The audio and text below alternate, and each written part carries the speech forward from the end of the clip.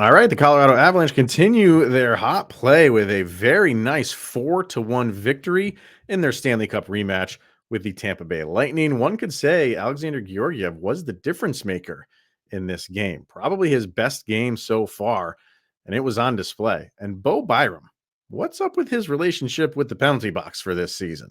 Brand new episode of Locked On Avalanche Combat. Your Locked On Avalanche, your daily podcast on the Colorado Avalanche. Part of the Locked On Podcast Network, your team every day.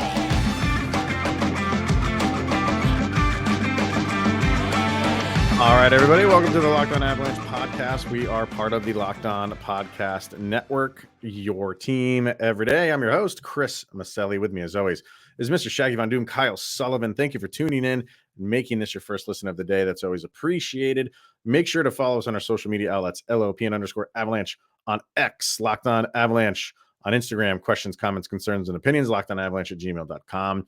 And follow us over on our YouTube channel. Hit subscribe, get notified when the new show goes live, and make sure you subscribe to our subtext. Link to that is in the show notes below. And when you do, you become one of our very special insiders and chat with Kyle and I one-on-one. We get your opinions on everything going on with the ads, which we read on this wonderful podcast that we have for you. Before we get to anything, Kyle, I have to do a very special birthday shout out. Locked On Avalanche crosses oceans. I don't know if you knew that or not. So we're worldwide. We are the world of the prophet. Prestige worldwide right here. So a very avid listener, Kenny from Scotland, sent me a message and wanted to wish his daughter Aria a very happy birthday. Her birthday is today, the 29th. She's turning 7 years old. And he says that she is a Avalanche fan in training. So, which I am the same way. I have two kids, which are Avalanche fans in training. You have two kids, which are the same way. So we know what it can do to your parenting to make sure your kids fall in line with your favorite team. It's not an easy thing to do. So Kenny, I give you all the credit in the world, my friend. Hey, Kenny, 7 is when I fell in love with the Avalanche. So hey, let's go. Hey, yeah. So congratulations to her on her 7th birthday. Enjoy it. And hopefully you're listening to this episode and enjoying this episode that we have for you today. All right, sir. Let's get into that game against the Tampa Bay Lightning. Just right at the top, man, Avalanche are just playing solid hockey right now. And this is like what we've been waiting for, all of that early season craziness when, you know, some fans are pushing that panic button and what's wrong with this team and they're never going to figure it out and all the doom and gloom. I told you how many times, like, just let the season play out, get through November. If it's still going on at the end of November, then we can have different conversations. But I didn't want to go down that road at the end of October. And you're seeing it now. You're seeing game after game, just a little bit more consistency. And man, if they didn't have that screw up against Nashville, the team would be riding an 8-game winning streak right now. Yeah. So they'd be streaking just as hard as a Nichushkin right now. Yeah. I mean, he's been just continues his dominance. But as far as this game goes, like it was just they're playing hockey that you just have confidence in them right now that they can get that lead and, you know, not have some catastrophic last minute collapse, even though that happened once. It's just, that's an anomaly. I don't know. Right now, the way this team is playing, I just love it. I just love how almost every single person on this team is playing. Yeah, and I honestly, looking back, I feel like the Avalanche are putting a lot of their worst games behind them and learning from them. They have gone from the initial 6-game winning streak, which was a lot of good individual efforts, to getting embarrassed in shutouts, the 8-2 game against the Blues, the Nashville game. They're learning how to put 60-minute games together. And the last episode, we were talking about how the Avalanche, they continue to roll their lines and just stretch the game out. Like they're playing a 60-minute game, but at a different speed. It's almost like they are in the speed force and they operate at such a high rate of speed, everybody else is slower. It's watching this team operate.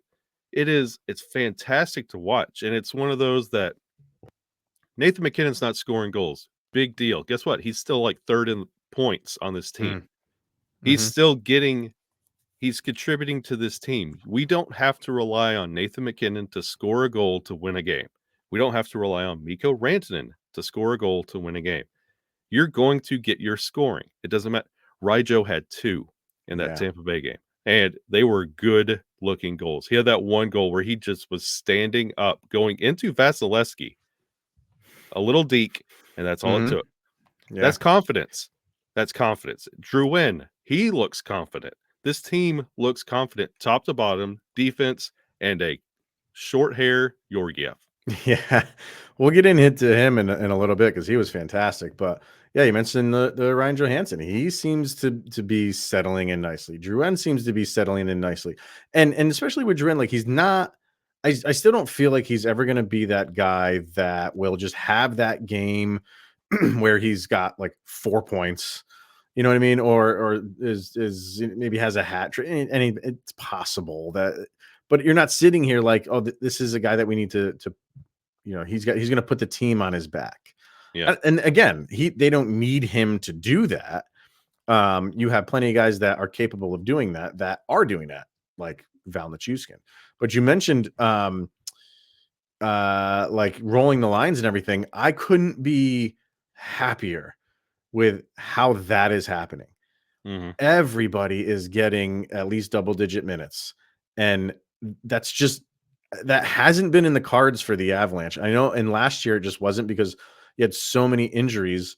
You were playing the top line a lot because you didn't really have the confidence that the guys that were filling in, and nor did they have. You brought so many guys up from the AHL that they didn't have a lot of time in the NHL. So you're not really going to play him a lot of minutes, and then you have Curtis McDermott, who you don't play a lot of minutes anyway. So to have the confidence, even with some guys out, like Sammy G, who's out, obviously, and you bring in Caleb Jones, and you're confident that you can put him out there for double-digit minutes and be okay. I really like how he's playing as well. So just the rolling of the lines is it's one of my favorite things, as mundane as that is, to see every single game, guys getting minutes and all of them contributing in some capacity is great. And I like what you're talking about. Everybody settling in, like Caleb Jones. Like when that move was made, we were both talking about that's the most Avalanche pickup that they could possibly make. It just felt like he's plug and play, ready to go. And you mentioned Drouin. I know that everybody loves to go all the way back to juniors and say, well, Drouin and Nate, they were unbeatable in juniors. You got to temper your expectations a little bit. You're not going to get a Nate Jr. Drouin reminds me a lot of Donskoy, but with Berkey's speed. Yeah. Like he's not going to light the lamp every night, but my goodness, you'll notice him. And we still talk about Donskoy now. And because of his impact and his heart that he had on the team. And I feel like Drouin, the same way, you could see him in his like interviews that have nothing to do about the on ice product, just his bubbly personality. I feel like he gives everything he's got. And honestly, when a line isn't working, having a guy like that on your roster changes things. Yeah. And he was getting a lot of time on the top unit power play, which I'm so like indifferent on, not him being on the first line power play, just the power play in general. I feel like it's looked better in terms of you're not fumbling with the puck in the defensive end or in the neutral zone. I feel like you're gaining the zone a lot better.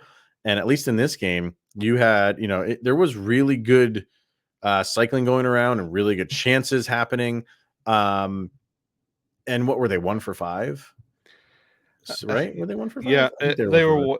And so, I love that you know. mentioned the zone transitions. I watched one slingshot pass, and I was working on a college paper, and I saw that slingshot pass, and I took a perfectly good pencil and snapped it right here on this desk. I was like, no, we're going backwards. Well, they're always going to do that. That's their go-to. I just wish they had a couple other moves just to throw in a wrinkle so the defense doesn't know what it's like a run in baseball and in football, like play action pass in football.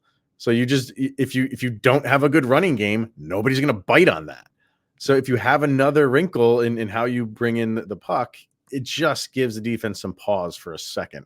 But I thought they looked good in the power play, and they've had a good run in terms of I don't know how many games in a row that they've scored a power play, but it's been consecutive games, like 5 or 6 or 7 games in a row where they've scored a power play goal.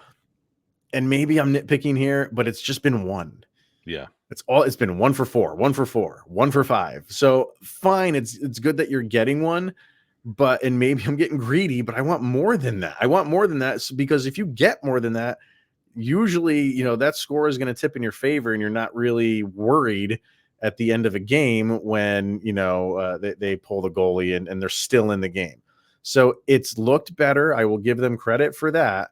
But now it's okay.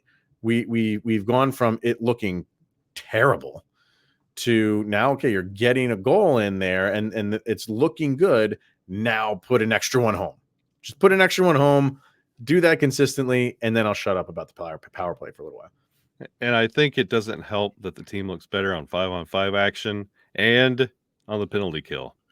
You have a better chance of getting a goal on the penalty kill than you do a power play right now. And they had another chance on a shorthanded goal right in front of Vasilevsky. I think it was Cogliano who took a pass. I don't know who. I can't remember who it was from, but I want to say Colton. It was either him or LOC, one of those two.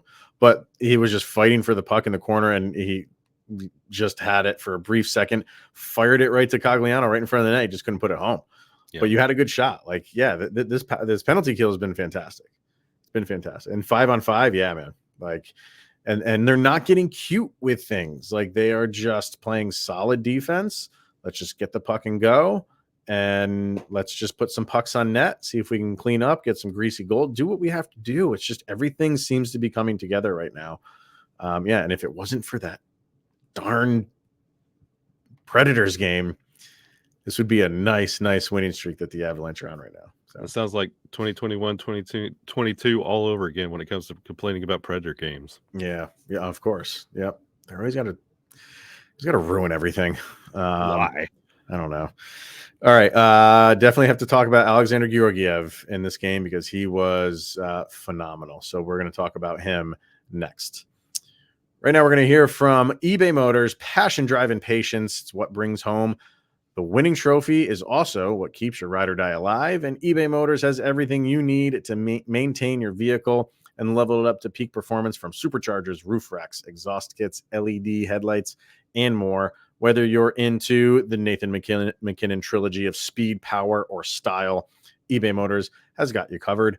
And with over 122 million parts for your number one ride or die, you'll always find exactly what you're looking for. And with eBay Guaranteed Fit, your part is guaranteed to fit your ride every time or your money back. Because with eBay Motors, you're burning rubber, not cash. And with all the parts you need at prices you want, it's easy to turn your car into the MVP and bring home that win. So keep your ride or die alive at ebaymotors.com. Eligible items only. Exclusions apply, and eBay Guaranteed Fit is only available to U.S. customers. All right. Thank you for tuning in and making Locked On Avalanche your first listen of the day. Like always, that is very much appreciated. Let's continue with this Tampa Bay game and Alexandar Georgiev specifically. He himself has kind of been like a microcosm of the Avalanche season, like good starts, a little bit up and down after the good start, but he seems to be coming back around again and playing some really good goaltending, especially in this game. He had to be. Like, Tampa, they have some offensive prowess on that team, and you could see it. And what they get, 40, I think officially it was like 39. I think they removed a couple afterwards. I don't know, but it was like 41 during the broadcast, they found 2 that weren't. I think, whatever. Let's just use round numbers here. 40 shots he faced, and to just let the one in was great. He had some really timely key saves in this game. He can't understate how great he was. Yeah, and on paper, you're saying Alexandar Georgiev versus Andrei Vasilevsky. Mhm. That's a matchup right there. And then to Tampa Bay, they have the league leader in points in Nikita Kucherov. Yeah. And for them to walk out with a 4-1 victory, being outshot, they did win the faceoff stat just by a little bit, but the Tampa was trying. It's not like they rolled over and gave up. They tried all game long, and Georgiev stood tall. And it felt like with every save, the Mackenzie Blackwood effect that we saw earlier this season, where every shot just made him better and better and better and better. Georgiev started doing that all game long. Yeah. And to ride that kind of confidence, he's up there with the most wins in the league right now as a goalie. He has the most wins in the league. He is an unsung hero on this team. We talk about rolling the lines all the time, but he has been absolutely incredible, and he's starting to take the league by notice. Like, everybody's starting to pick up on him just a little bit. Yeah, he had some duds early in the season. It's gonna happen. He might have 1 or 2 more as the season goes on.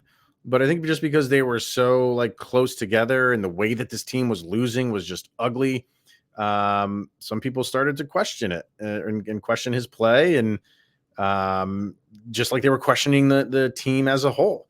And he has come out of it just like the team has come out of it. And now he's back to, I mean, I know it's more recent than anything, but I just kind of feel like he's that guy that is not how he was playing and when things were not going well. How we're saying like, oh, that just can't be the case for this team long term. And he's a reason why that it can't keep going, because he's not going to continue that type of play. Like, he's just going to improve just like the team improved. Yeah. And yeah, you have a matchup against Vasilevsky, but like Vasilevsky typically scares me, but and we talked about it before the game, the episode before the game, like he's just coming back. Yeah. So if he, his second game back, if he's looking like, Vasilevsky, who's played 20-25 games already, I would have been shocked. But I was pretty confident that they could get a few by him. And they did. And on the flip side, there were moments where you had the thought process of, oh boy, is this where it kind of, is this where Tampa tries to, or can retake, the ice? And one was that first goal that got overturned. Yeah. Because, the Bednar challenged it, which I put up on X when it happened. Like, I don't know if someone knows where they keep track of percentages of the win percentage on challenges, send it to me, because I have to believe the Avalanche are at the top of that list. They are fantastic at spotting something that they need to challenge and winning it. And they won that, and that came back, and that was huge, because that's a momentum. Obviously, any goal in hockey is a momentum builder, and you take that away from them, and then you go get another one. Was just awesome. And also, we talk about the little things that flip a game. If it's one of those, you talk about the win percentage on those challenges. In that moment, if it was overturned and it was one of those that they said, that's a good goal, guess what? We're on the penalty kill. Yeah, absolutely. And then they are building on that momentum. And then we're talking about a completely different game. So for Bednar to see that and believe that and be successful on that, completely negated the momentum that Tampa was building in that moment, and the Avalanche sees that. You had that you took away from them. Kucherov was on a breakaway. Yeah, that Georgiev kicked aside, so which is not easy to do against him. And then you did give up a goal last minute again in the second period, and you're like, oh man, like that's 3-1. Nobody wants that lead. So you it's moments like that Tampa can build on, even though you didn't get the goal on Kucherov, just say that had gone in. There's those moments which they could take and say, like, these are our building blocks, and the Avs took them away. Yeah. And to do that against a team like Tampa is not an easy thing to do, because they can take any inch you give them and just tilt the ice. And the Avs were like, no, we're the ones in control here. It was great. It was great to watch. And that's the wonderful thing about this Colorado Avalanche team, that those little moments that teams usually start building momentum, the Avalanche are already 2 moves ahead, building their momentum the other way. And they do a really good job at keeping control and tempo throughout the game. Absolutely. All right, so I want to get to just read off the stats, and then discuss Bo Byram and his penalty problems. What is going on with that? I can't figure it out, make heads or tails of it, but we're going to talk about that, and of course our sound check, which we have to get to, and we'll do all of that next. Right now, not that one. Game Time. We're going to talk about the Game Time app, and you shouldn't have to worry when you're buying tickets to your next big event, because Game Time is a fast and easy way to buy tickets for all the sports, music, comedy, and theater events near you, with killer last-minute deals, all-in pricing, views from your seat, and their best price guarantee. Game Time takes the guesswork out of buying tickets. And there was a couple things in there that I said that are top things that Kyle and I like about Game Time. We honestly have used the game that we went to in Long Island, use the Game Time app. Why? Because we say it all the time. The view from the seat, the way that they incorporate it into the app is second to none. You don't have to click into the section, click into the seat to see your view. It's right there. It looks like a social media app that you just scroll through.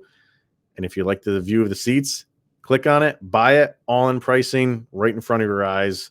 It's a beautiful thing. So download the Game Time app, create an account, use the promo code LOCKEDONNHL for $20 off your first purchase. Terms apply. So once again, create an account, redeem the code LOCKEDONNHL, LOCKEDON NHL for $20 off. Download Game Time today. Last minute tickets, lowest price guaranteed.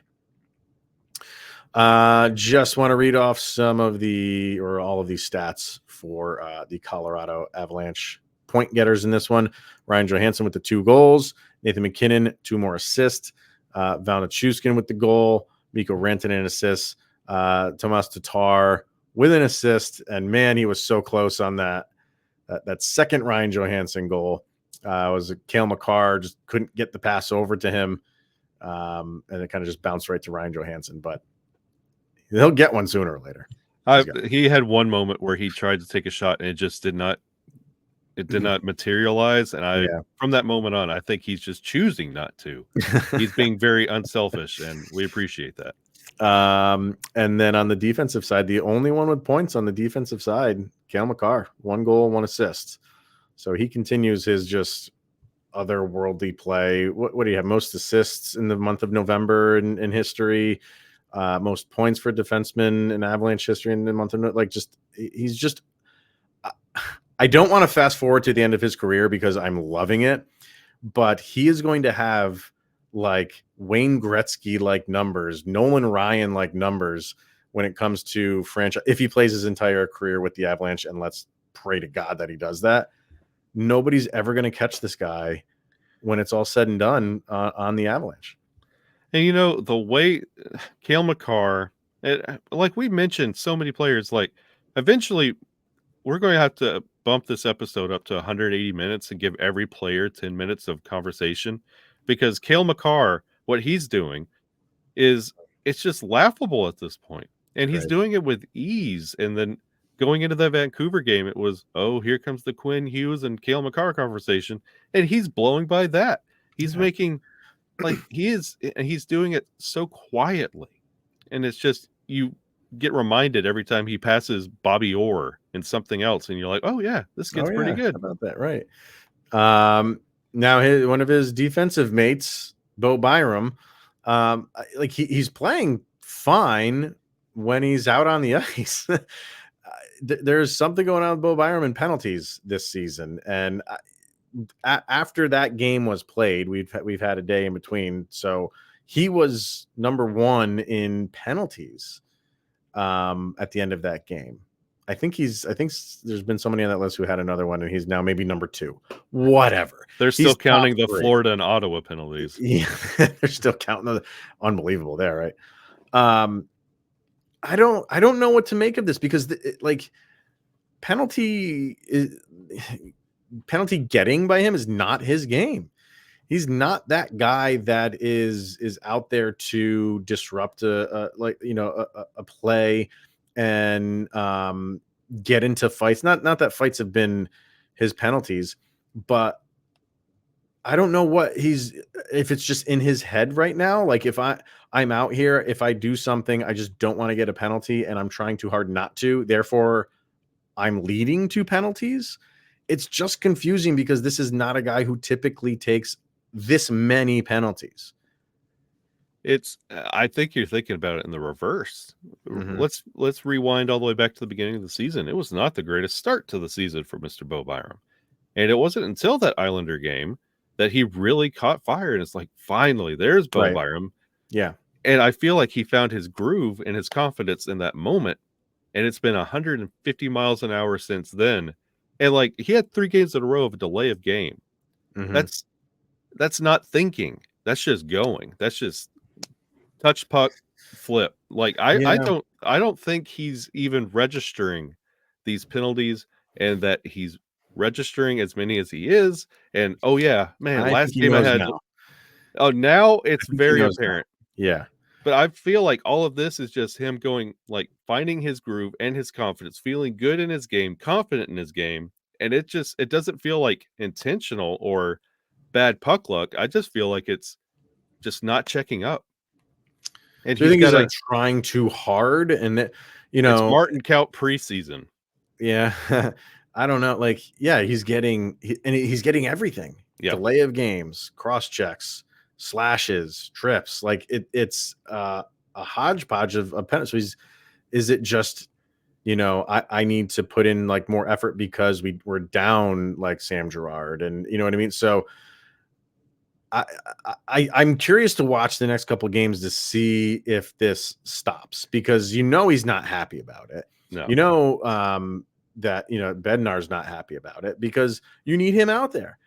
And he's committing just penalty after penalty after penalty. And it's just, and you can see every time he gets when he gets one, he's going to the penalty box and he's not arguing any of these. He knows they're penalties. Yeah. Maybe there was one that he didn't like. There was one that he didn't like that I think they called him for a slash. And that one he kind of like, he bent over after it was called. And I think it was twofold. I think it was like, are you kidding me? You're going to call that. And it's like, are you kidding me? I got another penalty. So this stuff can start to mess with your head. So you don't want that to affect how he plays because he is an aggressive player. Yeah. And if you take that away from him, then you take away a part of his game. So it's a really fine line he's walking right now of the effort's still there, but is he afraid that if I give it too much effort, I'm going to give a slash or a trip or another delay of game? It's got to start getting in your head at some point. No, if I was Jared Bednar, I would start practice by putting him in those training rubber bands that you like put your arms tight to your body. And I'd put that training parachute on him. So it slows him down. I say, go out there. We're back at square one. Yeah. You know what you're doing. Keep it simple. And I feel like Bo needs to keep it simple because he's, like you mentioned, I feel like he's overcompensating for the lack of Sam Girard. And he feels like he has now been promoted in the seniority role a little bit. And he has to be an example for, hey, Caleb Jones, you're new. Let me show you how it's done. Yeah. Just play defense. You don't have to solve everything, Bo. The one that concerns me, honestly, is the delay of game penalties. Yeah. And the reasons why those concern me is because, like, you clearing pucks as a defenseman is, a big part of your game. And is it in his head now? It's like, I got no idea where this puck is going if I lift this thing in the air. Yeah. You just wait a second. Just hesitate. Like, don't touch and just dump. Just give it just a second and control what you're doing, and you're going to be fine. Yeah. I want to get to a couple subtexts here for the game against Tampa. We got Vargar. Great team effort. Definitely gave up too many shots for my liking. Sure. But it's hard to knock a 4-1 win. Can't complain about Georgie. .974 save percentage in that game. That was solid. Love watching Makar as he elegantly controls the game. 32 points, 21 games from a defenseman. It's incredible. He put a 125 point pace. I think it's more than that, dude. I think he's in like 131 point pace right now, which is just to bonkers. The moon. Bonkers. Let's see. I think there was one other one in here. There it is. Who gave us this one? This is from Easton. Good to see Georgie and Rajo play great. And he even said, what is Bo doing with all these penalties? So short and sweet there from Easton. But yeah, we'll see where that goes. I want to see where that goes. Bo is Jack Sparrow now, so you have heard of me. Yeah. All right, last bit of business we got to get to, and that's our sound check for this game. Kyle and I pick one song each that summarizes the most recent game. Put it up on a playlist over on Spotify, which you can follow. Just search for LOA Sound Check. This is volume number 3. What do you got for this game, sir?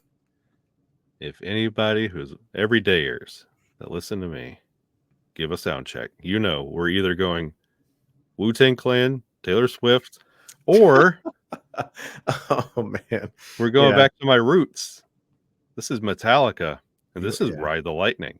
Don't you, hasn't this been like the second or third time that you've is this your Avalanche beat Tampa Bay Lightning? It fits and this one, honestly, it really fits. They were outshot. Vasilevsky was trying to find his groove.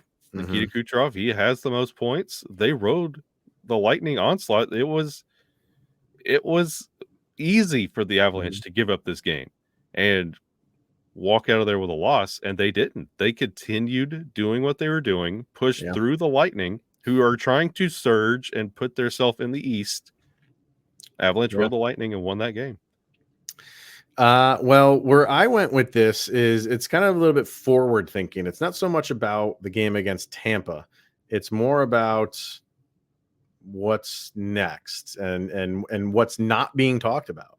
So the song that I picked, the band is called This Will Destroy You. Fantastic band name, by the way. Ooh. And the band name is much more aggressive than the music. I'll say that. The song is called Quiet. It's an instrumental song, but it's phenomenal. If you've seen the Fab Five documentary, the 30 for 30 Fab Five documentary, it's the song that plays at the very end of that when they're doing like the video montage. If you remember, just phenomenal. It's so good. Anyway, and the reason I picked that is because the Avalanche, after that game with Tampa, were not only number 1 in the division, we're number 1 in the conference. That has since flipped a little bit because Vegas is now 1 point ahead.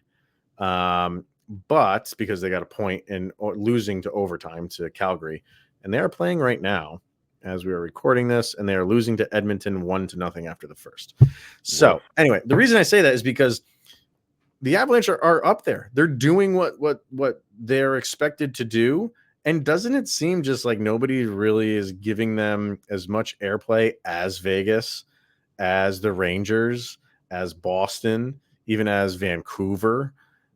It just seems like we've gotten to the point with the Avalanche of it's expected. So we're not going to keep talking about them as much. We'll talk about Cale Makar and the individual stuff that he's doing. But as a team, this team is at the top of the rankings in the conference, and it's almost going unnoticed. Yeah, and you look at the schedule coming up, it's not like any of these games are clear out your schedule. I'm sitting down with the family. Let's watch Avalanche and Coyotes, or Avalanche and the Ducks twice, and Avalanche and the Kings. Like, they're going to continue winning. Kings are playing good. Kings are playing great hockey. Well, but none of these games, like if the Avalanche win, it's going to be, well, yeah, that's what the Avalanche do. And if they lose, wow, that's embarrassing. And they move on. You're not going to steal the hearts of anybody. And the Avalanche are quietly working their way back to where they should be. I would even argue the same as going for the Kings. As well as the Kings are playing, you don't really hear about it. It's true. It's crazy. So it just seems like the social medias and the media has latched on to these 4 or 5 teams, and we're just going to ride them. And, I don't want to say they're completely being ignored because, like I said, you do have Cale Makar just doing ungodly things, but it's almost like a footnote that the Avalanche are at the top of the standings. Whatever. I don't care. I generally don't care because like we'll do our talking in the postseason. But it's just funny. I just find it funny. So let them forget. Let them forget, and don't let them talk about us. Tampa will talk for us. Dallas will talk for us right now. Okay. Vancouver will talk for us. I think we'll be all right. Okay. All right. That is going to wrap it up for today. Thank you, everybody, for tuning in and making it your first listen of the day. Always appreciated. He is Mr. Shaggy Von Doom, Kyle Sullivan. I am Chris Maselli. We will be back tomorrow. We have a lot of comments from subtext on this whole new thing with the All-Star game. Do we like it? Do we not like it? I think everydayers know how I feel about it. So Chris hates it probably. We'll talk about that tomorrow. But thank you for tuning in today, everyone. And we'll see you tomorrow on Locked On Avalanche.